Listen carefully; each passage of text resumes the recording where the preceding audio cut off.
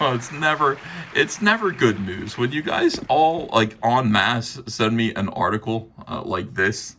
I mean, my Twitter yesterday was all, "Hey Ethan, what do you think of this?" What do I think of it? I mean, welcome to Comic Artist Pro Secrets. It's me, Ethan Manskyver, 29-year veteran of the comic book industry, world's most charming, disarming, elegant, eloquent, and yet humble man. Great Big Sopranos fan and trusted member of the media. All right, so Plastic Man is one of my favorite characters. I love Jack Cole. Jack Cole was an amazingly quiet, bright, and special talent from the 1940s. His career is was cut short tragically. You could do a little research on Jack Cole, but he was a bright, shining light. Plastic Man, this comic book that he created in a world where superheroes were a new idea. I mean, they were all being created together. There were a lot of copycat ideas, but Plastic Man was definitely unique. And it was a trippy psychedelia, kind of Salvador Dali-esque experience in cartooning, mixed with the Irish Mob. It was a fantastic comic book. It's a lot of fun to read. It still holds up today, and I recommend it.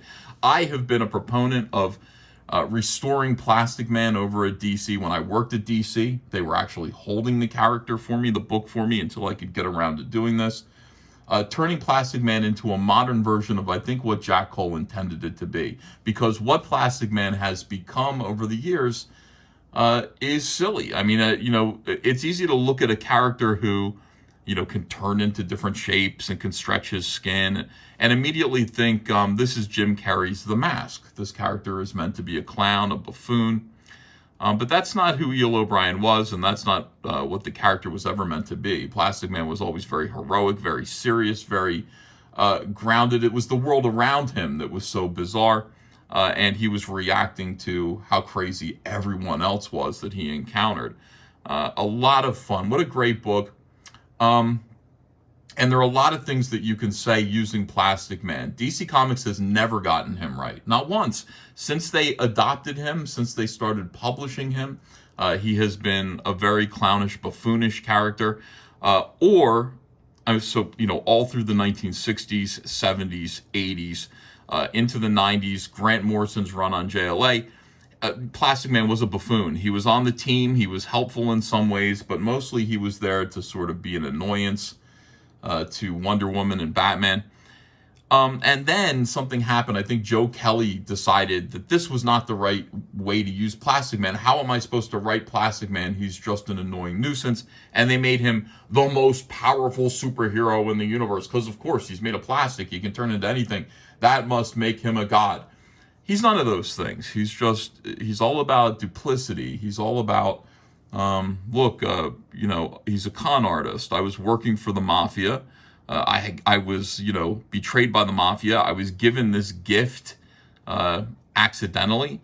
I was rescued by a monk who restored me back to health, and I found out I could stretch and change my shape. Now I can change my appearance. I can work for the FBI as Plastic Man, while simultaneously keeping my identity as E.L. O'Brien with the Irish Mob. And there's a big question with Plastic Man, or there should be, like, who is he really?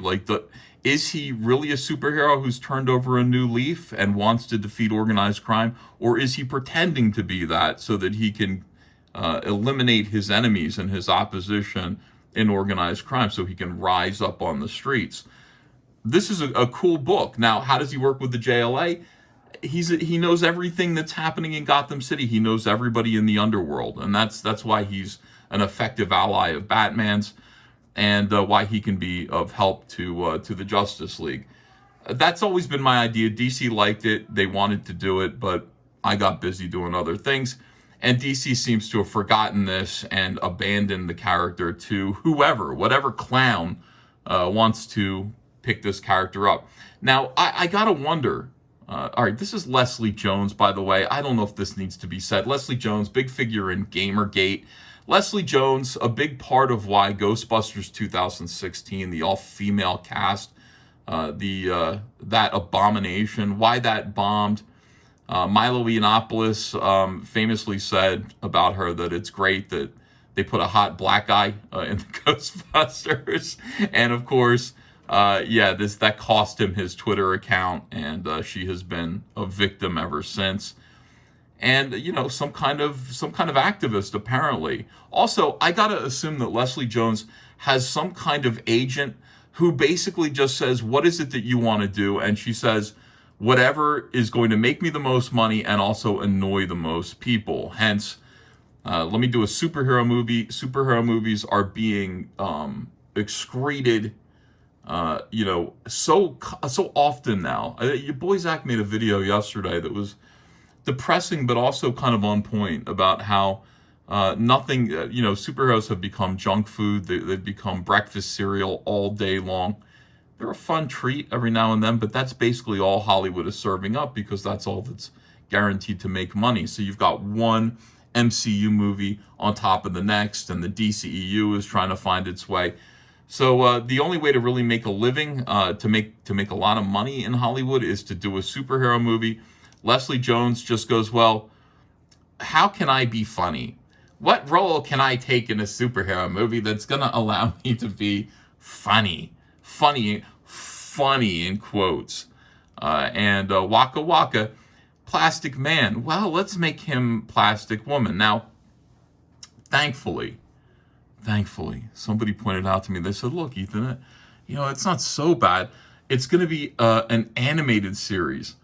You're not going to have to look at Leslie Jones." I appreciate that. I'm glad about that. But Leslie Jones is also an enormous SJW. Let me just read this real quick. "Soon, Harley Quinn won't be the only adult animated project featuring DC characters." Now, hold on a second. David Zaslav, O ye of Discovery, O ye, the new owner, the new god of DC EU. You have all the DC characters. Surely, it's not my imagination that you are recognizing that something has gone terribly, terribly wrong with your acquisition. This is you now. This is your responsibility now. Surely you are looking at this and going, "No, these two things don't belong together. These are not." No, absolutely not. And you are going to put a swift end to this the same way that you put a swift end to most of the CW television shows that were absolute garbage, that were an embarrassment. The same way that you put an ending to Batwoman, another humiliating, that was a humiliating, degrading effort by the CW. Surely you are going to clean house and you are going to put a stop. Do you know about this, sir? David Zaslav, sir. I offer you the respect of calling you sir. Do you know about this, sir? Will you put a stop to this so that this doesn't come to be? And also put a stop to the Harley Quinn show, too. It's just another exercise in taking DC's cartoon characters and making them lesbians. There's just no reason for more of that. And I'm sure that's what this is going to be, too. Give me a break.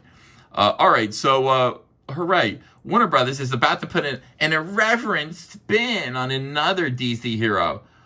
Oh, you're going to be irreverent with Plastic Man? Oh, you don't say. Why do we do this? Why is this happening? Why is it? I feel like it's happening to me. A lot of people on Twitter said, "Ethan, this is definitely a shot at you personally." And these people are appealing to my unique brand of narcissism, in which I believe everything is an effort to take a shot at me. And certainly many, many, many things are. I'm not sure that this is. I don't think this was deliberate, but this is definitely the most effective effort to take a shot at me that the DCU has done in a while. This is definitely offensive. All right. Leslie Jones will star as Plastic Woman. There is no such character. Real title to be determined. In a brand new series from Warner Brothers Animation, Jones will also serve as an executive producer on the show. All right, because who cares? The upcoming series is a gender flipped. Are we almost done with this? Are we almost finished with the gender flips?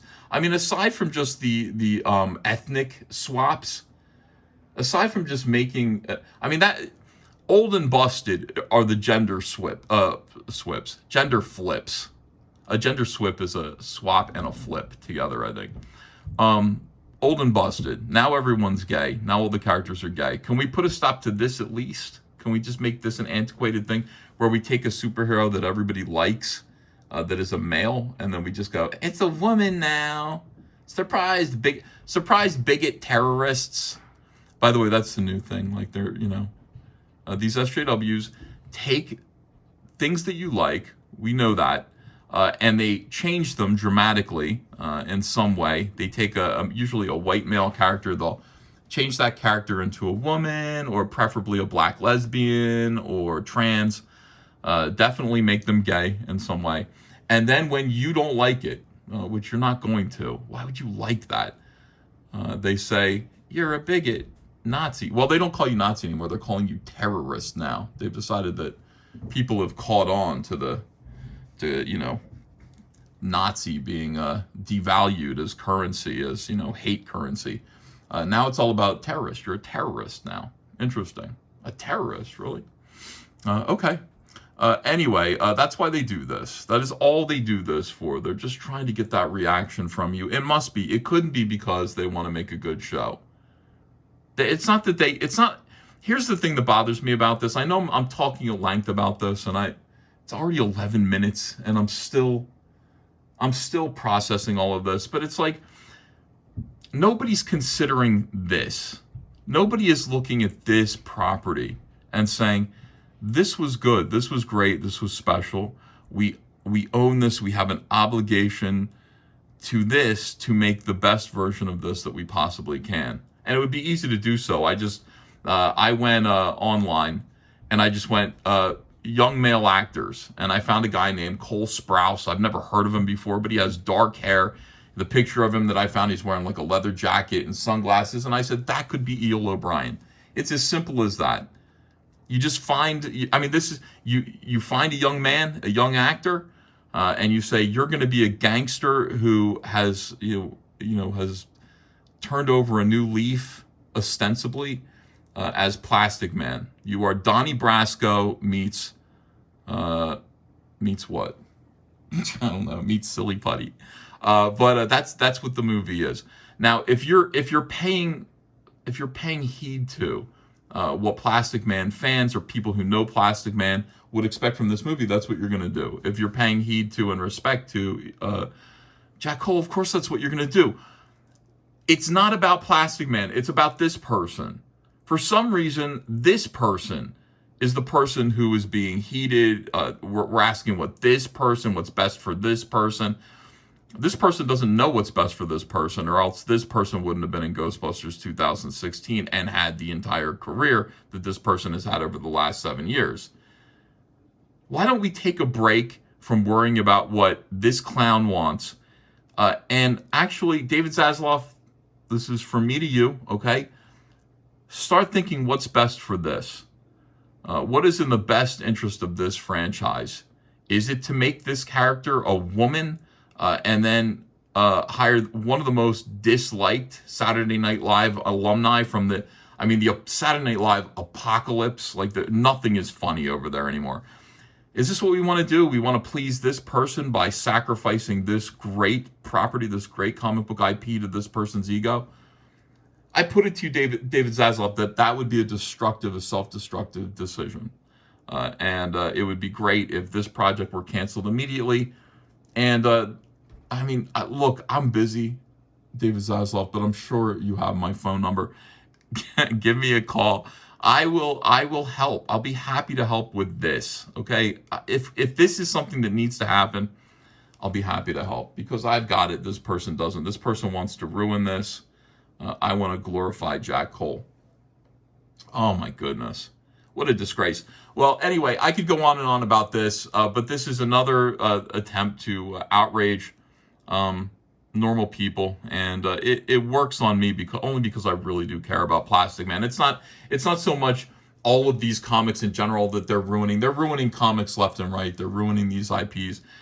They are taking things that better people built and squatting upon them. That is what social justice warriors do. But I have a special place in my heart for Plastic Man. He deserves a movie or a TV show or an animated series that's actually true to Jack Cole's original vision. And I'll just leave it there. Thanks for watching. In case you don't know, our eBay store is open. We've got lots of cool Cyberfrog merchandise. Also, the Blood Honey box campaign is going to be closing in just a few days. We're almost through fulfillment. Make sure, if you want to get the Cyberfrog Blood Honey boxes and all of the cool books that are associated with that campaign, make sure that you do it soon, because you're going to get them for the lowest price with the lowest, shortest waiting time through that campaign. Anyway, thanks for watching. I'll see you again soon with another video.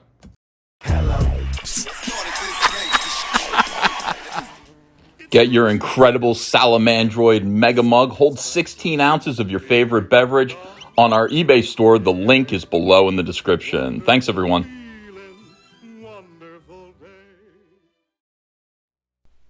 Hey, I got a P.O. box. Want to send me some mail? Send it to Ethan Van Sciver, P.O. Box 607, Marlton, New Jersey, 08053. And I'll probably open it up on the live stream. Thanks very much, everyone.